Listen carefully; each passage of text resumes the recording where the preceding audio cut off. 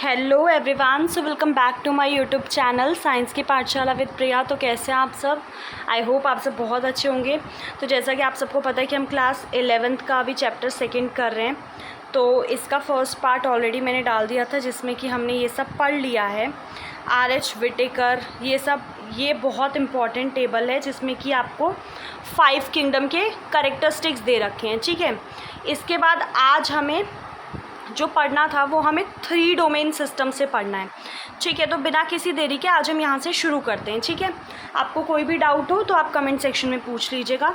अब देखिए, जो 3 डोमेन सिस्टम था इसको भी प्रपोज़ किया गया था। किसके द्वारा प्रपोज़ किया गया था वो आपकी बुक में मेंशन नहीं है, बट ये आपके कार्ल वॉइसी थे, CARLWOESE। ठीक है, आई होप सो आपको समझ में आ रहा होगा। 1990 में अप्रॉक्स इन्होंने क्या किया था, ये 3 डोमेन सिस्टम दिया था।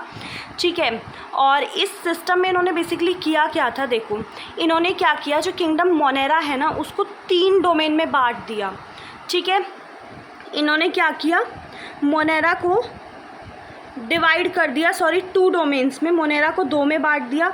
एक आप आर्की बैक्टीरिया देखेंगे, एक आप ईयू बैक्टीरिया देखेंगे।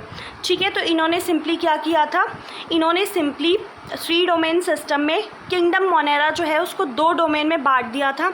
बाकी सारे जो हैं वो यूकैरियोटिक किंगडम्स में थे। तो अब आप एक चीज़ देखिए, मोनेरा में 2 को बांट दिया, आर्की बैक्टीरिया और ईयू बैक्टीरिया। बाकी आपका एक कैटेगरी थी यूकैरियोटा वाली जिसमें कि आपके बाकी सारे जो थे वो सब इसमें थे।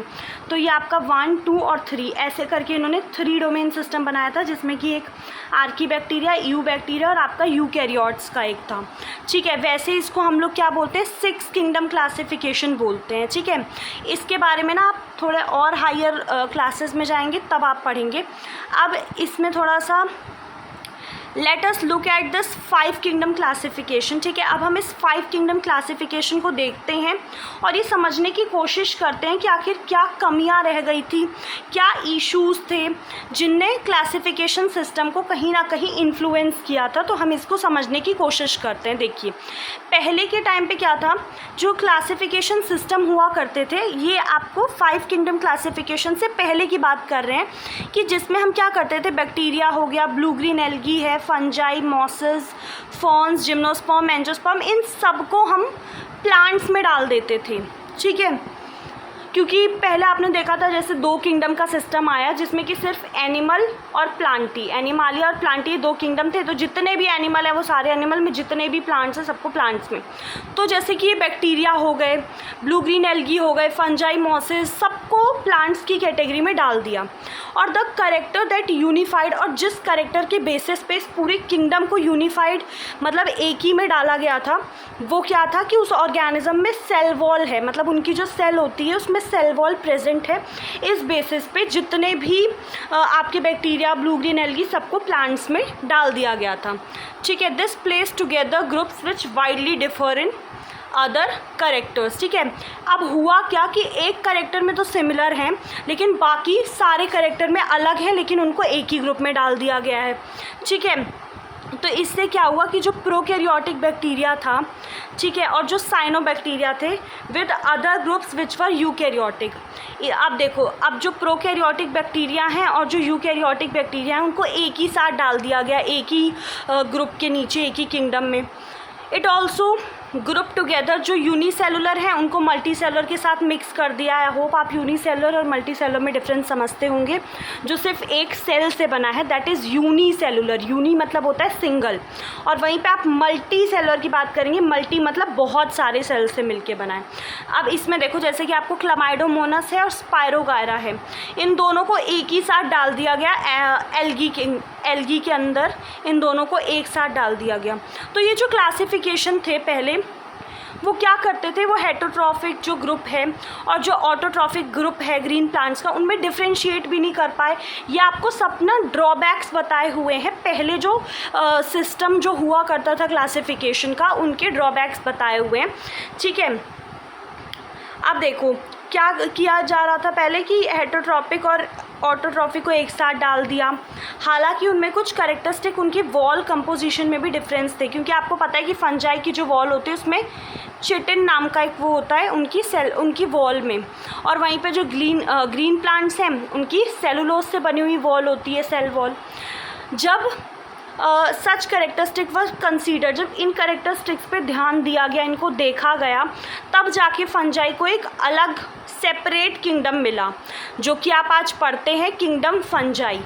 ठीक है, अब जितने भी प्रोकैरियोटिक ऑर्गेनिज्म हैं उनको किंगडम मोनेरा में डाल दिया गया, और जितने भी यूनिसेलुलर लेकिन वो यूकैरियोटिक ऑर्गेनिज्म है उनको प्रोटिस्टा में डाला हुआ है। और ये क्वेश्चन पूछ सकता है कि यूनिसेलुलर यूकैरियोटिक ऑर्गेनिज्म जो हैं उनको कौन से किंगडम में डाला है? प्रोटिस्टा में। ठीक है, किंगडम प्रोटिस्टा में क्लामाइडोमोनस, क्लोरेला, ठीक है, जिनको पहले एल्गी में प्लांट्स के साथ डाला हुआ था क्योंकि दोनों में सेल वॉल होती है, विद पैरामोइशियम एंड अमीबा, ठीक है, जिनको अर्लियर एनिमल किंगडम में डाला हुआ था पहले अमीबा को, क्योंकि इनमें सेल वॉल नहीं होती। तो ये कुछ ना कॉम्प्लिकेशंस थे। ठीक है, it has put together organism जो आपका अलग अलग किंगडम में थे, अब उनको साथ में डाला गया, क्योंकि अब हमें जैसे देखो जैसे जैसे ना टाइम बीतता है तो बहुत टेक्नोलॉजी में या फिर जो माइक्रोस्कोप हैं उनमें बहुत ज़्यादा इम्प्रूव्ड होता है वो, तो जिसकी वजह से ना पहले जो सिस्टम था उसमें हमारे पास इतने ज़्यादा टेक्नोलॉजी नहीं थी, इतना ज़्यादा एडवांस नहीं था कि हम, लेकिन जैसे जैसे हमें चीज़ें समझ में आई हमने क्या किया, बदला चीज़ों को, क्लासिफिकेशन को बदला। ठीक है, इस तरीके के जो चेंजेस हैं देखो ये फ्यूचर में भी हो सकते हैं। ठीक है, जैसे जैसे हमारी जो अंडरस्टैंडिंग है किसी के कैरेक्टरिस्टिक्स को लेके, इवोल्यूशनरी रिलेशनशिप्स को लेके कि एक स्पीशीज़ दूसरी स्पीशीज़ में क्या रिलेशन है आपस में, over time an attempt has been made to evolve classification system, जो क्या रिफ्लेक्ट करता है ना सिर्फ मॉर्फोलॉजी बल्कि उनका फिजियोलॉजी, रिप्रोडक्टिव सिमिलैरिटी भी, बट इज़ ऑल्सो फाइलोजेनेटिक, मतलब वो इवोल्यूशनरी रिलेशनशिप्स पे बेस्ड होना चाहिए। अब इस चैप्टर में आप पढ़ने क्या वाले हैं, आप पढ़ने वाले हैं किंगडम मोनेरा के बारे में, प्रोटिस्टा, फंजाई के बारे में आप पढ़ेंगे, एक एक करके हम इन सबको पढ़ेंगे। फिर आपको प्लांटी और एनिमालिया को तो आपको एक अलग चैप्टर ही मिलता है। ठीक है, तो अगर देखो आज हम मोनेरा करते हैं। मोनेरा सबसे पहली चीज़, इनमें अगर आप देखें तो आपको बैक्टीरिया मिलेंगे। बैक्टीरिया ना इसके मतलब बहुत सोल मेंबर हैं इस किंगडम के। ठीक है, ये आपको बहुत अबंडेंट माइक्रो ऑर्गेनिजम्स का मतलब होता है कि आपको हर जगह मिलेंगे। बैक्टीरिया अकर ऑलमोस्ट एवरीवेयर। ठीक है, तो आप जब ऐसे मिट्टी उठाएंगे ना हाथ भर के तो उसमें 100 से भी ज़्यादा बैक्टीरिया प्रेजेंट होंगे, क्योंकि ये क्या करते हैं, ये एक्सट्रीम हैबिटेट में रहते हैं जो बिल्कुल जहाँ पे लाइफ पॉसिबल ही नहीं है। मतलब आप सोच नहीं सकते कि उबलते हुए पानी में, खौलते हुए उसमें कोई रह सकता है। डेजर्ट, स्नो, डीप ओशियंस जहाँ पे बहुत कम लाइफ फॉर्म सर्वाइव करती हैं वहाँ पे ये आपको मिलेंगे, वहाँ पर भी मिलेंगे। ठीक है, अब इसके बाद देखो बैक्टीरिया को 4 कैटेगरी में बांटा गया है, वो उनकी शेप्स के बेसिस पे है। एक आपका है स्पेरिकल कॉकस, प्लूरल में हम इनको कॉकी बोलेंगे, ये आपको सिंगुलर वाला दिया हुआ है। रॉड शेप बेसिलस हो गया, प्लूरल में इसको बेसिली बोलेंगे। Comma shape vibrio and the spiral spirillum, ये आपको बेसिकली शेप के बेसिस पे बांटा गया। आप यहाँ पे देख सकते हैं, सबसे पहले आपके पास ये बेसिली है, उसके बाद आप ये जो फ्लैजेल ये देख रहे हैं स्पिरुला, ऐसे ऐसे स्पाइरल होता है ना, ये वैसा दिखता है। विब्रियो जो है ये कॉमा जैसा दिख रहा है, और सबसे पहले आपको ये कोकी, ये आपका स्फेरिकल है। ठीक है, अब हम थोड़ा ऊपर जाएं। देखो जैसे कि आप देखेंगे कि इनका ना बैक्टीरियल स्ट्रक्चर तो बहुत सिंपल होता है, लेकिन इनका बिहेवियर बहुत ज़्यादा जटिल कॉम्प्लेक्स होता है। अगर हम बाकी अदर ऑर्गेनिज्म से कंपेयर करें तो बैक्टीरिया जो है वो एक ग्रुप के तौर पे बहुत ज़्यादा डाइवर्सिटी शो करता है, मेटाबॉलिक डाइवर्सिटी शो करता है, क्योंकि इनमें क्या होता है ना, कुछ बैक्टीरिया आपके ऑटोट्रॉफिक होते हैं, अपना खाना खुद बना लेते हैं इनऑर्गेनिक सबस्ट्रेट से। ठीक है, दे में भी फोटोसिंथेटिक भी हो सकते हैं ऑटोट्रॉफिक, या फिर अपना केमिकल वेमिकल से बना ले केमोसिंथेटिक ऑटोट्रॉफिक, लेकिन ज़्यादातर जो होते हैं वो हेटरोट्रॉफिक होते हैं, क्योंकि वो क्या करते हैं, दूसरों पे डिपेंड रहते हैं। ठीक है, जो डेड ऑर्गेनिक मैटर है अपने खाने के लिए। अब ये आर्की बैक्टीरिया से हम नेक्स्ट क्लास में शुरू करेंगे, तब तक के लिए आप बहुत ज़्यादा पढ़ते रहिए और चैनल को सब्सक्राइब करना मत भूलिए। Thank you so much.